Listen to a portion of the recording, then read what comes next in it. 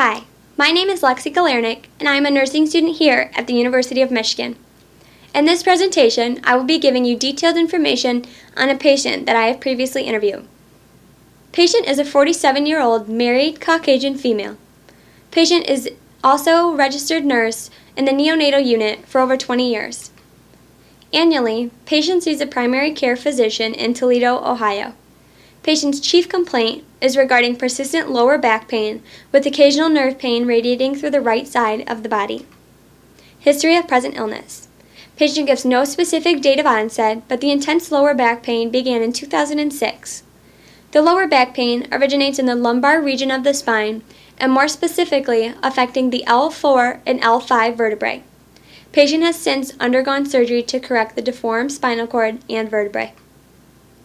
Since treatment, on a pain scale ranging from 1 to 10, patient says pain is a 2 in the lumbar region, but prior to surgery relates to the pain on the pain scale 1 to 10 as a 10 or higher, especially when pain is radiating through the right side of the body.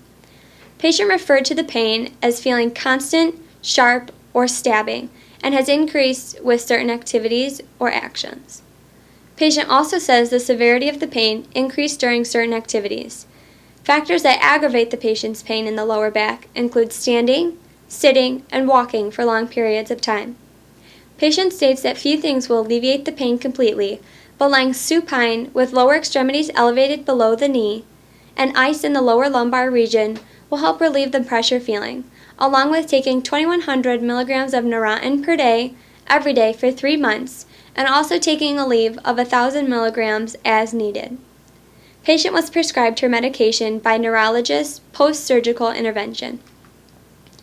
Patient says the lower back pain interferes with activities of daily living and has prohibited the patient from going back to work. With that being said, patient is taking efforts to help the pain with land and aquatic physical therapy, along with having 2 discectomy surgeries, the second being corrective of the first intervention. Vital signs. Patient's vital signs are stable. Patient does show a history of low blood pressure, and when was taken was 108/84. Her temperature was taken orally and reached 98.7 degrees Fahrenheit. Pulse rate showed 62 and respiratory rate of 14. Past medical history. Patient reports no childhood illnesses and also reports no chronic or serious illnesses. Patient reports no psychological disorders or physical inabilities. Patient is up to date on immunizations along with receiving the influenza vaccine. Patient reports no drug or seasonal allergies but is hypersensitive with anesthesia. Patient's reaction to anesthesia has been severe in the past, resulting in dangerously low blood pressure, pallor, fainting, dehydration, nausea, and fatigue. Patient reports various hospitalizations for surgeries and pregnancies. At age 20, patient was hospitalized for an emergency exploratory laparotomy, resulting in an appendectomy and oophorectomy. Complications from that surgery and the buildup of scar tissue led to 2 more hospitalizations and 2 more laparotomies. At age 43, patient had an emergency surgery for a bowel obstruction related to scar tissue related to previous surgeries. For back pain, patient had an initial discectomy in October of 2015 of the L4 and L5 vertebrae. Patient underwent another discectomy in May of 2016 to enlarge the spinal canal and partially remove more of the disc. Patient was also hospitalized for 3 pregnancies, all with no complications. Current medication, patient reports taking Xanaflex 2 to 4 milligrams prescribed post-surgically by her neurologist and is taken as needed.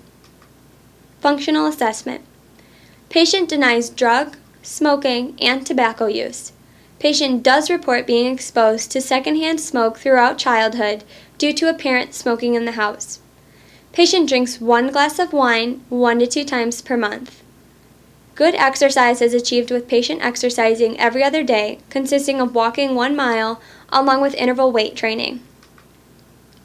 Patient reports typically 8 hours of sleep per night with occasional napping. Patient lives a healthy diet, eating 2 meals per day and small snacks in between meals. Patient does not consume any caffeinated beverages and does not use any safety devices. Psychosocial data. Patient has been married for 23 years and has 3 children, aging 20, 18, and 13. Patient would describe self as happy and nice, and describes lifestyle as busy and balanced. Patient works as a registered nurse. Patient identifies stressors including her children and husband's job. Patient is Catholic and attends church weekly with her family. Patient reports not being exposed to any environmental hazards. Patient graduated with an associate's degree in nursing. Patient has annual checkups with her primary care physician and OBGYN. Family history.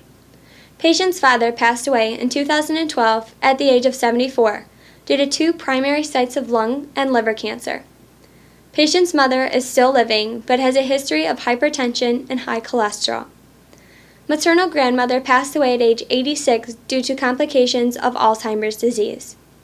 Maternal grandfather died of old age at the age of 94.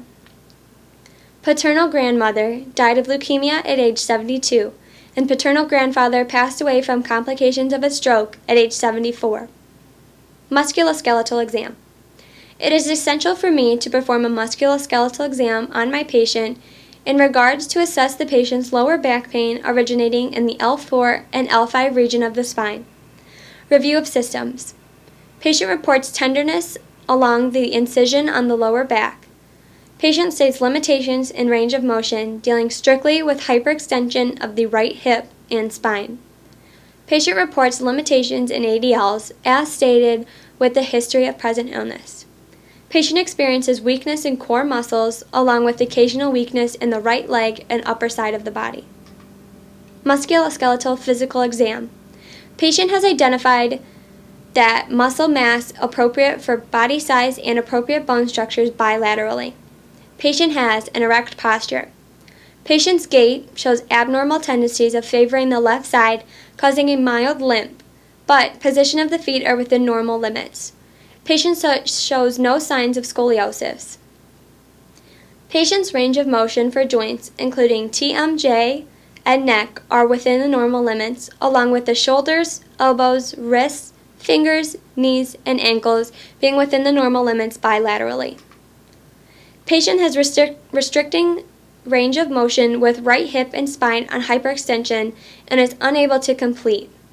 No redness, inflammation, warmth, or crepitus was noted on all joints assessed. Muscle strength was equal bilaterally for all muscles tested, including your deltoids, biceps, triceps, wrists, fingers, hips, both abductors and adductors, hamstrings, quadriceps, and ankles. All muscle movements assessed were smooth and coordinated and were given a grade of 5+. Neurological exam. I also assessed the neurological system because of the nerve pain patient had radiating from the spine. Review of systems. Patient reports experiencing occasional numbness and tingling in the right hip, radiating up the back, down the lower leg, and ending in the right foot. Patient reports having no seizures, insomnia, difficulty with speech, past history of head injury, or loss of balance or coordination. Patient reports concerns about the ability to concentrate on certain tasks. Neurological physical assessment. Patient completed the mini mental state exam and passed with a score of 29 out of 30. Patient missed 1 point related to the long-term memory activity. Patient's general motor functions were tested and show slight favoring of the left side of the body during gait analysis. Patient demonstrated the Romberg test with minimal swaying. Patient's upper and lower extremity fine motor function are within normal limits and was able to identify light, painful, and vibratory sensation. Patient also successfully demonstrated cortical and discriminatory sensations. Patient's sensory functions were tested and were all within the normal limits. Patient demonstrated a negative Babinski reflex and negative ankle clonus. Pertinent System 1. According to an article published on Remedy's Health Community website about anesthesia complications, it is important to assess the cardiovascular system because of the patient's normal low blood pressure and how the patient's hypersensitivity to anesthesia can affect the system. Since my patient underwent general and regional anesthesia, there are many more risk factors that could potentially happen, including dizziness, hypotension, nausea, drowsiness, and vision problems, to name a few. It is important that I assess the cardiovascular system to ensure that the patient's blood pressure is within its normal limits. Pertinent System 2. According to RX List medical article published in 2016, it is also important to perform an abdominal assessment because of the adverse effects of the medication taken by my patient, Neurontin, also known as gabapentin, taken orally by my patient post-surgically, that led to constant constipation. Side effects of Neurontin include dizziness, drowsiness, lack of coordination, constipation, and fever. Since the patient took the medication for a period of time, the patient did experience some of the adverse effects listed, and it would be necessary to perform an abdominal assessment for these reasons. Here you can see a list of my references used in the articles for my pertinent systems. I would like to thank you for your time and listening to my presentation.